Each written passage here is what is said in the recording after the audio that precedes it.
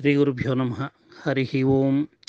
ఓం గణనాన్త్వా గణపతిగుం హవామహే కవిం కవీనాముపమశ్రవస్తమం జ్యేష్ఠరాజం బ్రహ్మణాం బ్రహ్మణస్పత ఆనశృణ్వన్నోతిభిः సీదసాదనం.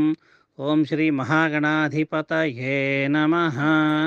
ఓం నమో వ్రాతపతయే నమో గణపతయే నమః ప్రమథపతయే నమస్తేస్తు లంబోదరాయ ఏకదంతాయ విఘ్ననాశినే శివసుతాయ శ్రీ వరదమూర్తయే నమః. బ్రహ్మం గురించి ఇక మళ్ళీ ఒకసారి మనం ఫిజిక్స్లోకి వెళ్దాం. ఈ శబ్ద బ్రహ్మాన్ని ఫిజిక్స్ని మనం రెండింటిని మనం కోరలేట్ చేసుకుంటూ ముందుకెళ్దాం. ఇప్పుడు ఈ ఓంకారం ఉంది. ఈ ఓంకారం నుంచి వచ్చిన ఈ వర్ణాలు వచ్చినాయి. ఓంకారానికి ఎన్ని రకాల శక్తి ఉందో అన్ని రకాల శక్తులు అంత శక్తి ఈ వర్ణాలకు ఉన్నాయి. ఏ విధంగా అయితే ఓంకారం నిరాకార నిర్గుణ పరబ్రహ్మ తత్వం నుంచి వచ్చింది, దానికి నాశనం లేదు, ఈ వర్ణాలకు కూడా నాశనం లేదు. అందువలన ఈ వర్ణములను ఏమన్నారంటే అక్షరాలు అన్నారు. ఇవన్నీ బీజాక్షరాలు. ఈ అక్షరానికి మనకు తెలుగులో ఉన్న ఆ నుంచి బండిరా వరకు ఉన్న ప్రతి అక్షరానికి ఒక శక్తి ఉంటుంది. ఈ అక్షరాలన్నీ రకరకాలుగా కలిసినందువల్ల అనేక రకాల శక్తి స్థాయిలు ఏర్పడతాయి. ఈ శక్తి స్థాయిలు మన యొక్క దేవీ దేవతలు. శక్తి గురించి ఫిజిక్స్ ఏమని చెప్తుందో ఒకసారి పరిశీలిద్దాం. ఇప్పుడు ఫిజిక్స్ అనేటువంటి సైన్స్లో ఫిజిక్స్ అనేది ఒకటి ఉంటుంది, కెమిస్ట్రీ అనేది ఒకటి ఉంటుంది. కెమిస్ట్రీ ఏం చేస్తుంది? ఒక మ్యాటర్ అంటే ఒక ఇనుము లేదా ఒక బంగారము, ఒక వెండి, ఒక సీసము, ఇట్లాంటి కొన్ని ఎలిమెంట్స్, ఆ మూలకాలను తీసుకొని ఆ మూలకాలు ఏ ఏ పదార్థాలతో ఏ విధంగా చర్యలు జరుగుతాయి అన్న విషయాన్ని ఆ కెమిస్ట్రీ సూచిస్తుంది. ఫిజిక్స్ ఏం చేస్తుంది? ఫిజిక్స్లో మొట్టమొదట కైనటిక్ ఎనర్జీ అంటే గతిశక్తి అనేది ఒకటి ఉంటుంది. గతిశక్తి ఏంటంటే ఒక మోటార్ సైకిల్ వెళుతుంది. ఈ మోటార్ సైకిల్ వెళ్ళడానికి గతిశక్తి అంటారు. ఈ మోటార్ సైకిల్ ఎంత వేగంతో వెళుతుందో ఫిజిక్స్ చెప్తుంది. ఈ మోటార్ సైకిల్ యొక్క ద్రవ్య వేగం ఎంతో ఫిజిక్స్ చెప్తుంది. కానీ ఈ మోటార్ సైకిల్కి ఎంత శక్తి ఉంటుందనే విషయం ఫిజిక్స్ చెప్పదు. అదేవిధంగా నీళ్లు ప్రవాహం, ఈ ప్రవాహం ఎంత వేగంగా పోతుంది, ఎంత ఉద్ధృతంగా పోతుంది అనే విషయం మనం చూస్తాము, చెప్పగలుగుతాం. కానీ ఈ ప్రవాహానికి ఎంత శక్తి ఉంటుంది తెలియదు. వరదలు వచ్చినప్పుడు మాత్రమే ఇళ్ళు కొట్టుకుపోతాయి, కార్లు కొట్టుకుపోతాయి, భూమిని కోసుకుంటూ పోతుంది. అంత శక్తి దానికి ఉంటుంది. ఇది గతిజ శక్తి, గతిశక్తి అంటారు దీన్ని. అదేవిధంగా ఫిజిక్స్ ఏం డీల్ చేస్తుంది? రెండోది లైట్, కాంతి గురించి చెప్తుంది. కాంతి అంటే ఏంటి? ఇప్పుడు ఒక కాంతి ఉత్పత్తి కేంద్రం ఒకటి ఉంటుంది. ఆ ఉత్పత్తి కేంద్రం నుంచి కాంతి ఉత్పత్తి అయ్యి ఈ ప్రసారం చేసుకుంటూ అక్కడున్న వస్తువులన్నిటి మీద పడుతుంది. అంటే ఇప్పుడు ఒక చీకటి ఉందనుకోండి, చీకటిలో మనం ఎవరికి కనపడం. వెలుతురు లైట్ వేసుకున్న తర్వాత మనం ఎందుకు కనపడుతున్నాం అంటే ఆ వెలుతురు వచ్చేటువంటి ఆ లైట్ బల్బు నుండి కాంతి ఉత్పత్తి అయ్యి మన మీద పడుతుంది. కాబట్టి మనం అందరం ఒకళ్ళకొకళ్ళు కనపడతాం. ఈ బల్బు నుంచి మన శరీరం దాకా వచ్చేటువంటి మధ్యలో ఏముంది? మనకి ఏమీ లేదనిపిస్తుంది. అక్కడ కాంతి అనేటువంటి ఒక శక్తి ఉంటుంది, కానీ ఈ శక్తి మనకు కనపడదు. దాని తర్వాత శక్తి ఫిజిక్స్ ఏం డీల్ చేస్తుంది? వేడి, ఉష్ణాన్ని డీల్ చేస్తుంది, హీట్ ఎనర్జీ డీల్ చేస్తుంది. ఈ హీట్ అంటే ఏంటి? ఇప్పుడు ఈ శీతాకాలంలో అందరం కూడా ఈ నార్త్ ఇండియాలో అయితే అందరూ కూడా హీటర్లు పెట్టుకుంటారు ఇంట్లో. అంటే ఆ హీటర్ పనిచేస్తుంటుంది. ఆ హీటర్ పనిచేస్తే దాంట్లోంచి వేడి ఉత్పత్తి అయ్యి ఈ రూమ్ టెంపరేచర్ పెంచుతుంది. కాబట్టి మనం బయట ఉండేటువంటి చలిని మనం తట్టుకోగలుగుతాం. హీటర్ నుంచి రూమ్ టెంపరేచర్ పెరిగేటువంటి ఎనర్జీ ఏది మన కంటికి కనపడుతుంది. మళ్ళీ హీట్ అనే ఎనర్జీ కనపడదు. హీట్ యొక్క దాని ప్రతాపం ఎంత ఉంది, దాని ప్రభావం ఎంత ఉంది, అది ఎంత ఉష్ణోగ్రతలో ఉంది, ఈ విషయం తెలుస్తుంది. కానీ ఉష్ణం మనకు తెలియదు. అదేవిధంగా మ్యాగ్నెటిజం, అయస్కాంతం. ఒక అయస్కాంతము, ఒక ఇనుప లోహము. ఒక అయస్కాంతాన్ని ఒక చోట పెడతాం, ఇనుమును ఒక లోహాన్ని ఒకటి చోట పెడతాం. ఈ రెండు దగ్గర జరుగుతున్న కొద్దీ ఈ ఇనుము వెళ్ళి అయస్కాంతాన్ని అతుక్కుంటుంది. ఇనుము వెళ్ళి అయస్కాంతాన్ని అతుక్కోవడం మనకు తెలుస్తుంది. కానీ ఆ ఇనుప ముక్కకి అయస్కాంతాన్ని మధ్య ఉండే అయస్కాంత శక్తి మనకు కనపడదు. అదేవిధంగా ఎలక్ట్రిసిటీ, విద్యుత్తు మనకు కనపడదు. విద్యుత్ యొక్క ఉపయోగం మనం పొందగలుగుతాం. ఈ విధంగా ఫిజిక్స్ డీల్ చేసేదంతా కూడా న్యాచురల్ ఎనర్జీస్ గురించి చెప్తుంది. ఈ ఎనర్జీస్ ఏవి మన కంటికి కనపడవు, కానీ వాటి యొక్క వల్ల మనం ప్రయోజనాన్ని పొందగలుగుతాము అని ఫిజిక్స్ చెప్తుంది. అయితే ఫిజిక్స్లో ఇంకొక అత్యద్భుతమైన విషయం ఏంటంటే law of conservative of energy. అంటే మనం ఒక శక్తిని నాశనం చేయలేము, ఒక శక్తిని నిర్మాణం చేయలేము. మనం ఒక రూపంలో ఉన్న శక్తిని వేరే రూపంలో మార్చచ్చు. గతి శక్తిని మనం ఎలక్ట్రిసిటీగా మార్చచ్చు. ఇట్లా వాయు శక్తిని, శబ్దాలను మనం తరంగాలుగా మార్చచ్చు, తరంగాలను శబ్దాలుగా మార్చచ్చు. అట్లా మార్చినందువల్ల ఈ రేడియోలు, టీవీలు ఇట్లాంటివన్నీ ఏర్పడుతున్నాయి. అంటే we can convert one form of energy into another form, but neither we create energy nor we destruct energy. ఇది ఫిజిక్స్ చెప్పేది. ఇప్పుడు మన దేవీ దేవతలందరూ కూడా కొన్ని రకాల బీజాక్షరాలతో కూడుకున్నటువంటి వాళ్ళు శక్తి స్థాయిలు, వాళ్ళని ఒక డిఫరెంట్ ఎనర్జీ లెవెల్స్ కాబట్టి వాళ్ళు మనకు కనపడరు. కానీ వాళ్ళ వల్ల మనం ప్రయోజనం పొందగలుగుతాం. ఉదాహరణకి ఇంతకుముందు అంటే 1950, 60 వాటికన్నా ముందు అందరి ఇళ్లలో, మన ఆంధ్రప్రదేశ్, తెలంగాణ, ఈ తెలుగు రాష్ట్రాల్లో ఉండే చాలామంది ఇళ్లలో శ్రీరామచంద్రుడి ఫోటో ఒకటి ఉంటుంది. ఈ శ్రీరామచంద్రుడి ఫోటో ఏముంటుంది? పట్టాభిషేకం చేస్తున్న శ్రీరామచంద్రుడి ఫోటో ప్రతి ఇంట్లోనూ ఉండేది ఆ రోజుల్లో. ఈ పట్టాభిషేకం చేస్తున్న శ్రీరామచంద్రుడు సింహాసనం మీద ఉంటాడు. ఆ సింహాసనంలో ఆయనతో పాటు అమ్మవారి సీతమ్మ తల్లి ఉంటుంది. ఆ చుట్టూ బ్రహ్మ, మహేశ్వరుడు ఉంటారు, నారదుడు ఉంటాడు, తుంబురుడు ఉంటారు, ఈ భరతలక్ష్మి శత్రుఘ్న దేవతలందరూ ఆ ఫోటోలో ఉంటారు. కానీ ఇవాళ ఎక్కువ మంది ఇళ్లలో నిలబడి ఉన్న సీతారామ లక్ష్మణులు, వాళ్ళకు ముందు ఉన్నటువంటి ఆంజనేయ స్వామి, అంటే రామలక్ష్మణుల ముందు కూర్చున్నటువంటి ఆంజనేయ స్వామి ఫోటోలు ఇప్పుడు ఎక్కువ ఉన్నాయి.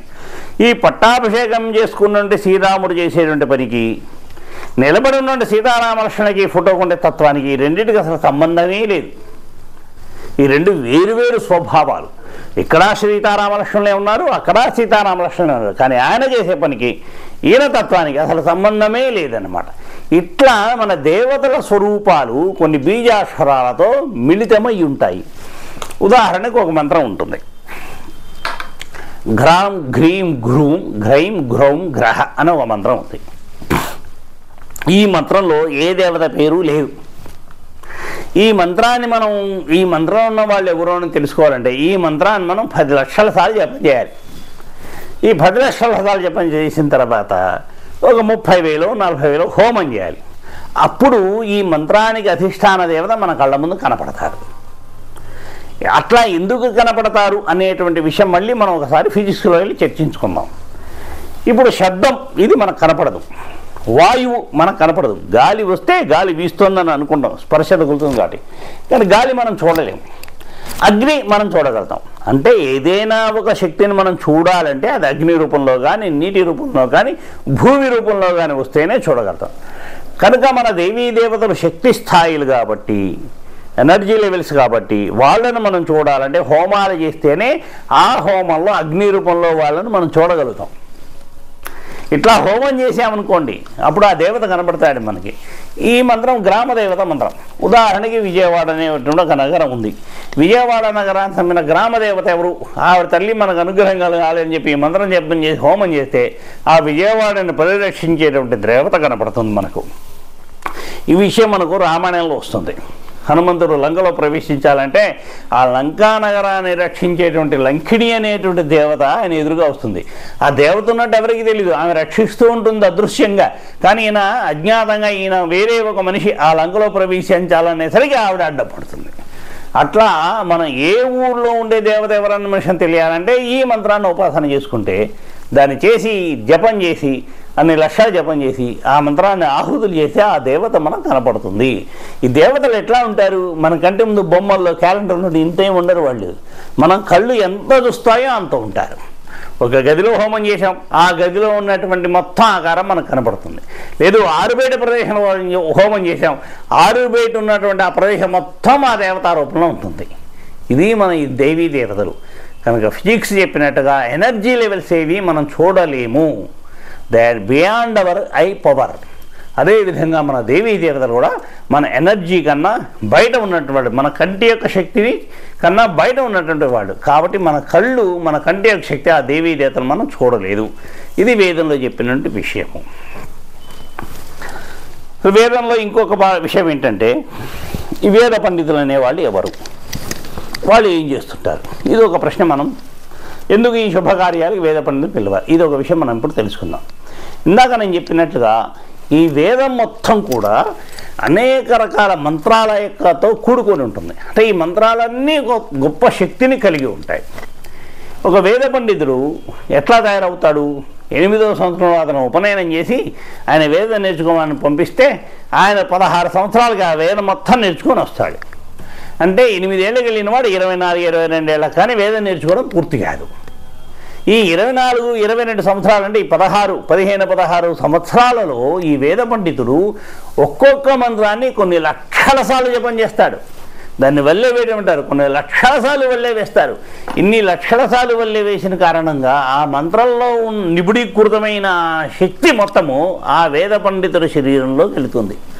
ఇలా లక్షల సార్లు మంత్రాన్ని వేదాన్ని ఉచ్చారణ చేసి పారాయణ చేసి దాన్ని వల్లే వేసి వచ్చినట్టు వేద పండితుడు మన ఇంట్లో ఏదైనా శుభకార్యానికి ఆ వేదంతో కనుక పూజ చేస్తే ఆ శుభకార్యం మనకు సత్ఫలితాలను అందుకని ఇస్తుంది.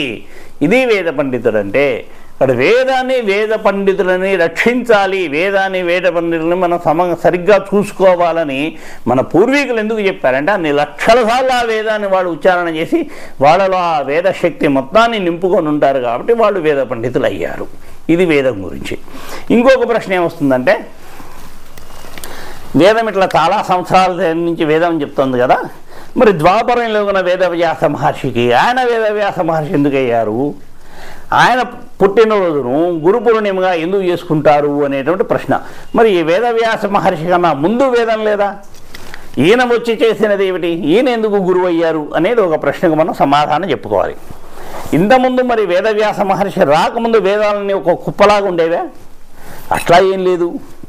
సృష్టి ప్రారంభం నుంచి వేదం 4 రకాలు, ఋగ్వేదము, యజుర్వేదము, అథర్వణ వేదము, సామవేదం, 4 రకాల వేదాలు సృష్టి ప్రారంభం నుంచి ఉన్నాయి. మరి వేదవ్యాస మహర్షి వాడు